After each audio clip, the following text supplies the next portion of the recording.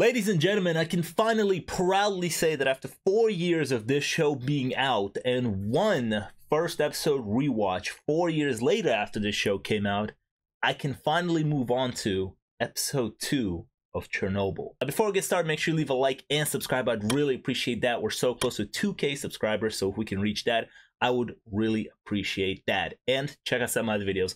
There's a bunch of other reactions going on the channel also, so check that out. I just realized I'm wearing a United Nations hat while reacting to a show about the Soviet Union and the disaster of Chernobyl.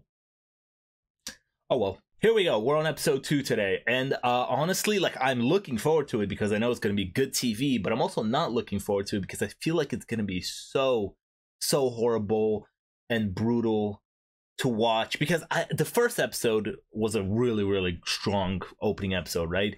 And we saw the disaster happen as it happened, and you know, we saw people being affected, the people that were really close to it. But the town of Pripyat and the people out there, still, that the event hasn't really hit them yet. And I feel like these next couple of episodes after this first episode is now the aftermath. Like, people are going to start to get hit with radiation poisoning and all of that, and people are going to start suffering, and it's going to be bad. Let's just stop wasting time and let's get into it. Again, make sure you leave a like and subscribe. Thank you. Наверное, все-таки родина. Не дом городской, где я празднично жил. It's boiling in here.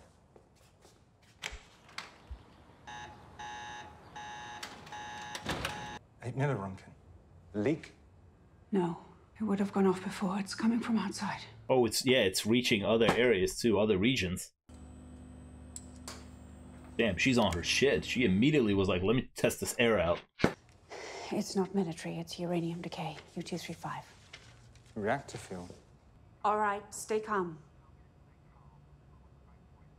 No, can't. We cannot stay calm. It's over. It's Chernobyl, but that's not possible. They're 400 kilometers away. And that's too far for 8 millirunkin. They'd have to be split open. Yeah, I'm pretty sure they are. Did she say split open? The core is gone. No one's answering the phone. Well, we found where the problem's coming from. They also did cut the lines, right? And so nobody can call in or out. Oh my god, dude. These doctors. Oh, man. What are you doing? These are radiation burns. Their clothes are contaminated. Help me! He was a firefighter from Chernobyl. Can you stop pushing, please? Oh, man. Put some gloves on, please. Stop touching this stuff. These doctors are working with no gloves on. All clothes full of radiation.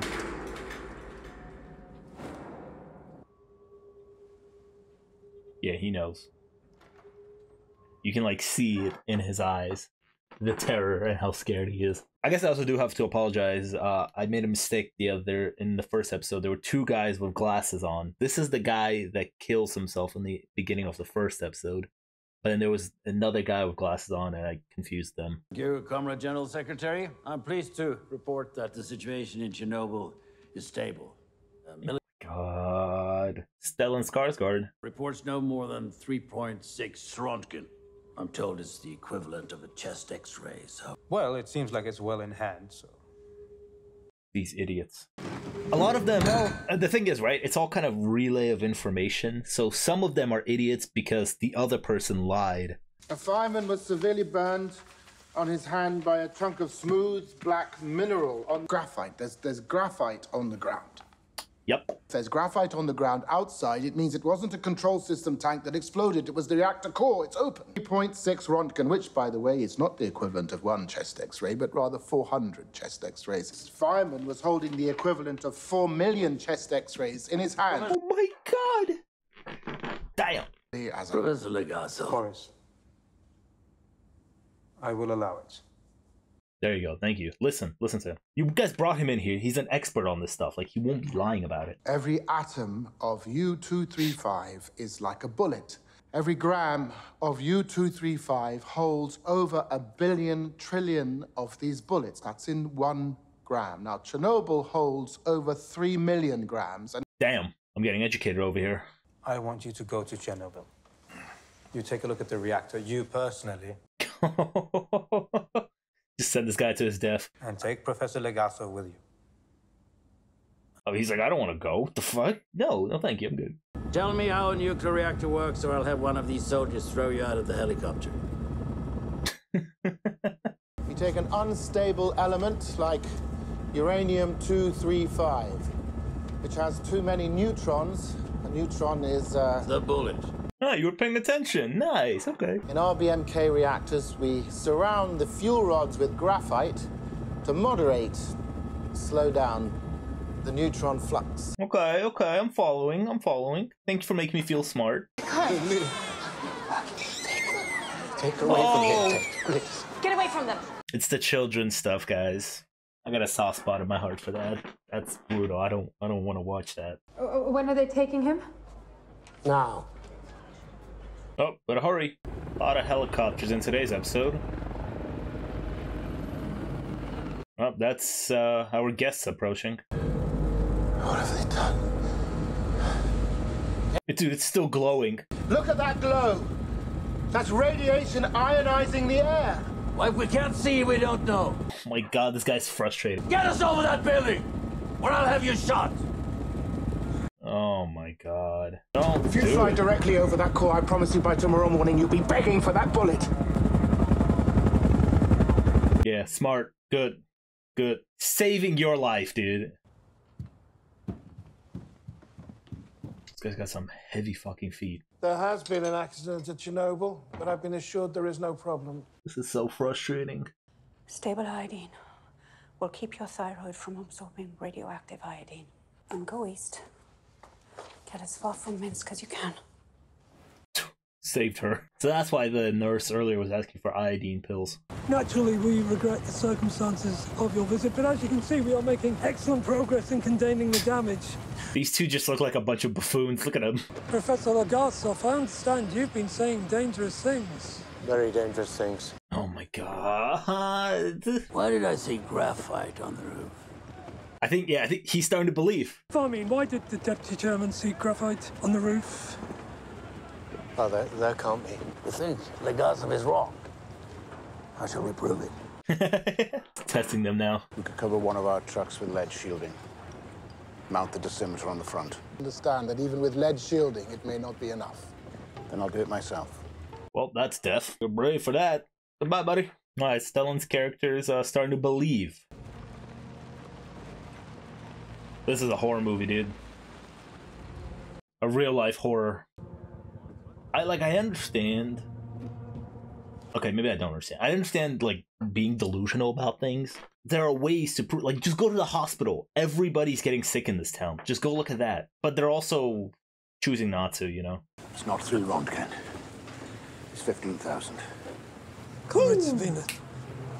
Okay, not woo. But Means the fire we're watching with our own eyes is giving off nearly twice the radiation released by the bomb in Hiroshima. And that's damn. 20 hours since the explosion, so 40 bombs worth by now. 48. Oh my god. Will burn and spread its poison until the entire continent is dead. Please escort Comrade Bukhanov and Fomin to the local party headquarters. Oh, these guys are in trouble. These guys are in major trouble. We'll use helicopters. We'll drop water on it like a forest fire. You don't understand, this isn't a fire. You are dealing with something that has never occurred on this planet. Okay, but we gotta find a way. We have to. Boron and sand. Though that'll create problems of its own, but I don't see any other way. All that radiation. At least evacuate Pripyat. It's 3 kilometers away. That's my decision to make. Then make it. I've been told not to. Is it? Those people are dead. I know it's hard to say in this moment, but it is a small victory that you convinced him that it's bad. That you gotta take it out somehow. It's a small victory. Like, obviously you want everything, you want to evacuate and everything, but yeah. It's also like the realization now hits me, at least, that back in '86 when this happened, in the moment they were afraid that they were going to kill the world. Like, they were going to kill the whole continent of Europe. Like he says, it's going to spread around the continent if you don't put it out. Now, sitting here in 2023, it's like, you think about Chernobyl, you think about it happening in one place, Chernobyl. But in the moment right now, they are scared that it's spreading to other countries and everybody's going to die. Are you here because of the fire?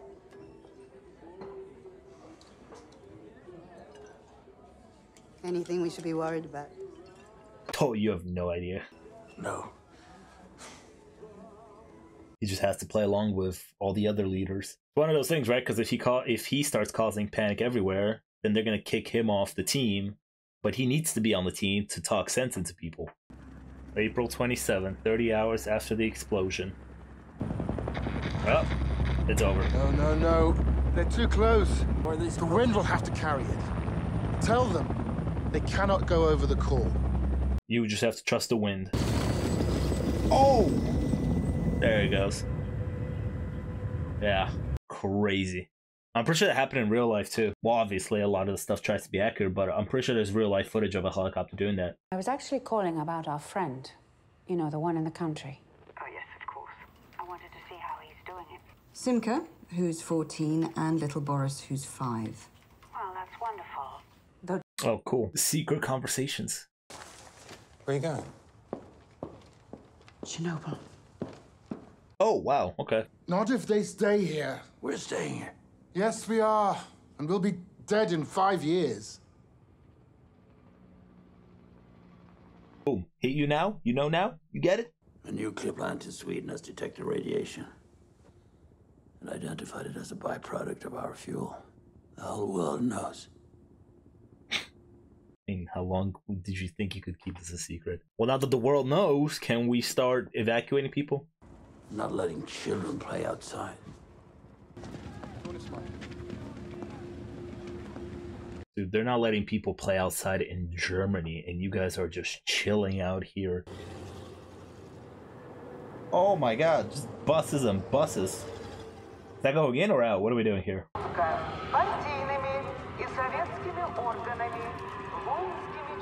This is crazy. They're just having people drop everything and just go. Crazy, because Chernobyl right now is probably just like this, like where people just left their cars, left everything just there.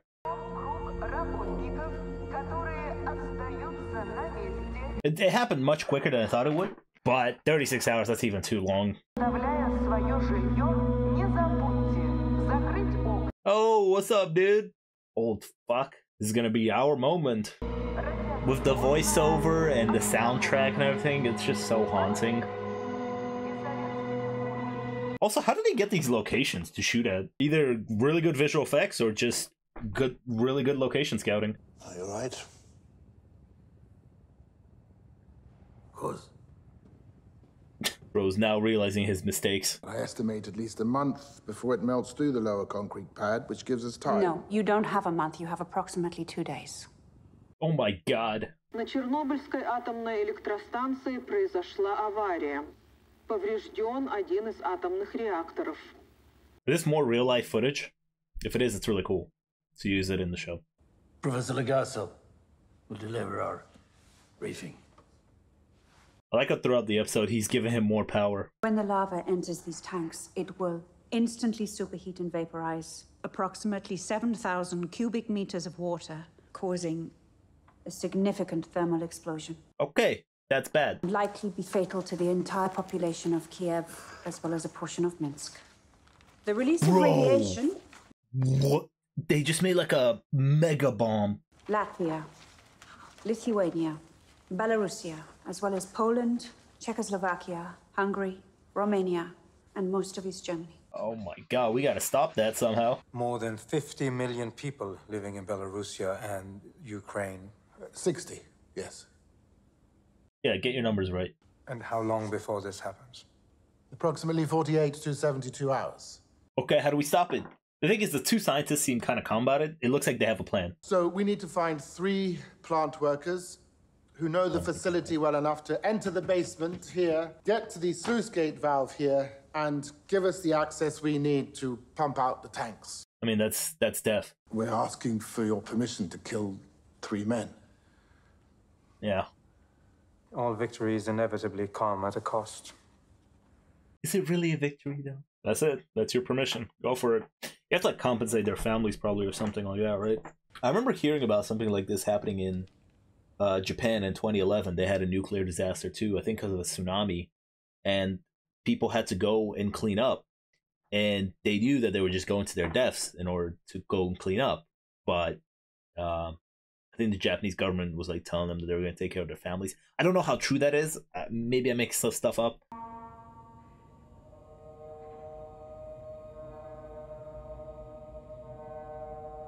And that's it. It's abandoned, and it will stay like that for hundreds of years.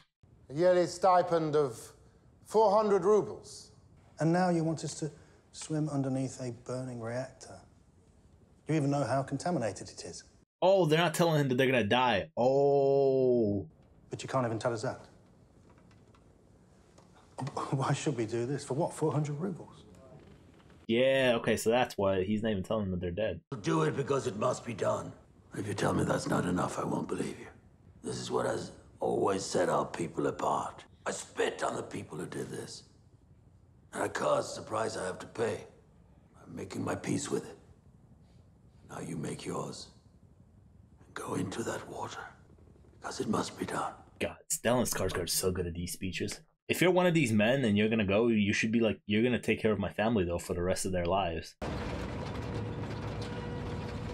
Wait, we're doing this now? We're doing this now? I thought this was like, how long is left in this episode? I would freak out one of those masks. Between these three, this is, I know they'll have a short life. They said like a week, but this is a bond forever. This is already so stressful to watch. No! No way! Oh, that's terrifying. That's so terrifying.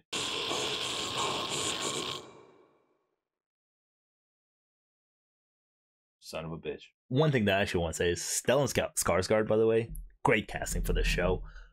He's just so commanding in every scene. He was in one of my favorite shows of last year called Andor. It's a Star Wars show. One of the best Star Wars things Disney Plus has ever made. Probably the best Disney Plus Star Wars thing they ever made. Whatever, right? And in that show, he had this great speech. And in this episode, he had a really short version of a great speech. And the speech in this, the one that he did here, just reminded me of the speech that he did in Andor, if you've seen Andor. Anyways, great casting for this show. And I loved how in the beginning of the episode, he started off with this confidence of like, everything's fine. And then the scientist with evidence and him being on the scene kind of broke him down of like, no, this is not fine. And by the end of the episode, there's many shots of him just sitting there and staring into nothingness. And that mostly happened after the scientist told him, after 5, we'll maybe live for another 5 years. Because we are here, we will maybe live for another 5 years. A lot of this has to be put down to delusion and stupidity by a lot of people. But also you have to know that, or at least the way it's depicted here, you have to know that it's kind of just relay of information. One person starts off being like, no, this is fine. It's all good. Don't worry about it. Then he infects the next person with that knowledge. Then the next person. So it starts off with the main scientist guy at the plant. Last episode, he was like, no, the reactor's not gone. And he was clearly delusional about that. Then he tells it to the director of the plant. He tells him, yo, it's fine. Then that guy believes it. Then he tells it to another person, and so on and so on and so on. It's just a relay of information to where the main people who are making decisions are now starting to believe, well, if that guy said it's good, then it's good, because that's all I have to go off of. And it seemed like, yeah, truly the only way you could make anybody believe that this thing is actually happening is by taking, for example, Skarsgård's character, taking him there and showing him, be like, yo, that thing over there is on fire. That's bad. It's getting bad, and you got to get these people out. And that's the only way it worked. And look how that worked. He saw it, and then he went and started relaying information. This is bad. And then the rest of the world also found out what's going on in Chernobyl. And you can't hide it anymore.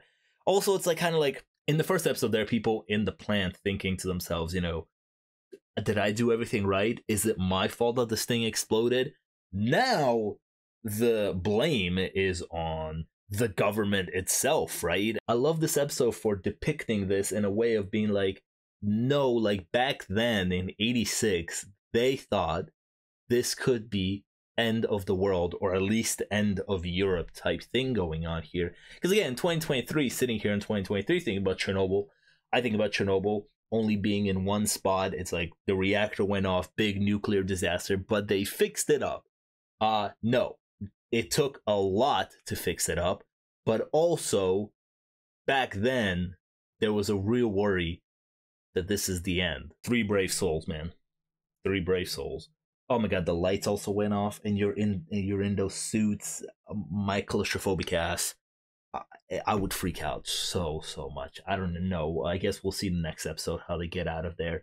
And even if they get out of there, they'll have like days to live. Like, they are at the heart of it. The dosimeter is going off.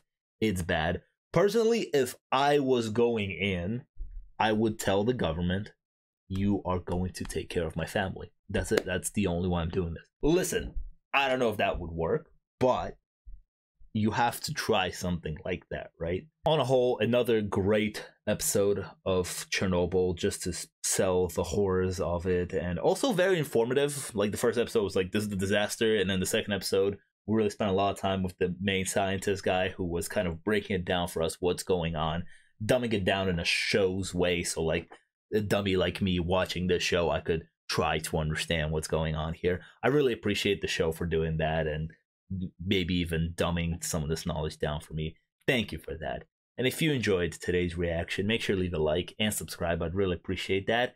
Check out some of my other videos, and I'll see you guys next time for more Chernobyl.